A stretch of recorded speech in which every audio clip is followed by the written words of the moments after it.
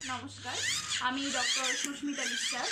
তো আজকে আমি একটা ইম্পর্টেন্ট মেসেজ দেব, সেটা হচ্ছে কোন দুটো খাবার বাচ্চাদের একদমই খাওয়ানো যাবে না।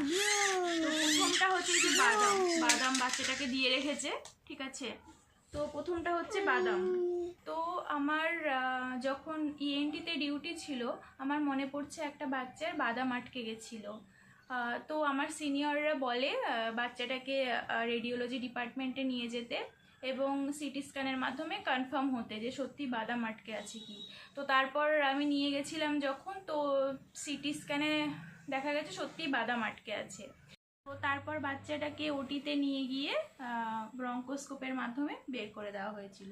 সো সেটাই বলছি, বাদামের শেপটা অ্যাকচুয়ালি কি হয়, ছোট এবং গোল জাতীয় হওয়ায় বাচ্চাদের স্মল এয়ারওয়েকে সহজেই ব্লক করে দেয় এবং তারপর যখন ফুসফুসে ব্লক হয়ে যায় তখন বাদাম তো কন্টেন্ট করে হাই অয়েল, তো সেটার মাধ্যমে এক রকমের ইনফ্ল্যামেটরি রিয়াকশান কিন্তু হয়, যার ফলে ফুসফুসকে আরও সেটা ক্ষতিগ্রস্ত করে, যেটাকে বলে অ্যারাকিডিক ব্রঙ্কাইটিস।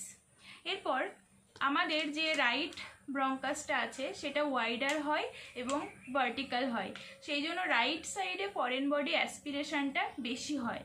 আর বাদাম এই আটকে যাওয়াটা ভীষণ মোস্ট কমন।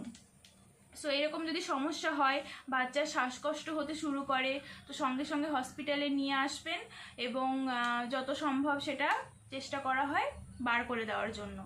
আরেকটা জিনিস যেটা আমি দেখাবো, এই যে বাচ্চাদের খেলনাতে যে ছোট ছোট বাটন ব্যাটারিগুলো যেগুলো আছে, সেগুলো কি হয়, যদি বাচ্চারা খেয়ে নেয় তাহলে এক রকমের রিয়াকশান হয়, কেমিক্যাল রিয়াকশান। মানে এই ব্যাটারিটা যখন বাচ্চারা খেয়ে নেয় তখন স্যালাইভার মাধ্যমে এক রকমের ইলেকট্রিক্যাল কারেন্ট তৈরি হয় এবং যেটা কেমিক্যাল রিয়াকশান করে এবং খাদ্যনালীকে কিন্তু ক্ষতিগ্রস্ত করে। 2 নম্বর হচ্ছে মধু।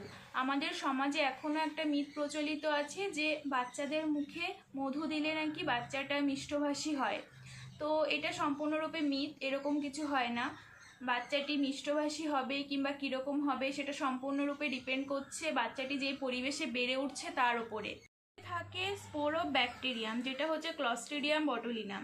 তো সেটা এক রকমের টক্সিন রিলিজ করে, যেটা বাচ্চাদের ইন্টেস্টাইনকে কিন্তু সহজেই অ্যাফেক্ট করতে পারে এবং ইনফ্যান্ট বটুলিজম করে। তো এবার অনেকের মাথায় কোশ্চেন আসতে পারে, তাহলে বড়দেরও কি এরকম ক্ষতিকর কিছু করে? না, বড়দের গাট ব্যাকটেরিয়া সেটা প্রিভেন্ট করতে পারে। বাচ্চাদের ইন্টেস্টাইন, ওরা তো অনেক ছোট, তো ওদের ইন্টেস্টাইন অতটা স্ট্রং হয় না, সেই জন্য ওদের সহজেই অ্যাফেক্ট করে। তো এইরকম যদি হয় বাচ্চাদের বিভিন্ন সমস্যা হতে পারে, যেমন উইকনেস, বাচ্চা খাচ্ছে না, এমনকি প্যারালাইসিস পর্যন্ত হতে পারে। মানে মধু বাচ্চাদের জীবনহানি পর্যন্ত ঘটাতে পারে। তো যাদের বাড়িতে 1 বছরের নিচে ছোট বাচ্চারা রয়েছে, তো সেই বাবা মাদেরকে সতর্ক থাকতে হবে যে এরকম মধু খাওয়া থেকে বিরত রাখতে হবে বাচ্চাদের। আর যদি অ্যাক্সিডেন্টালি এরকম কিছু হয়েও যায়, তাহলে হতেই পারে অ্যাক্সিডেন্টালি, তো যত তাড়াতাড়ি সম্ভব হসপিটালে নিয়ে আসুন এবং চিকিৎসা শুরু করান, এটাই বলবো।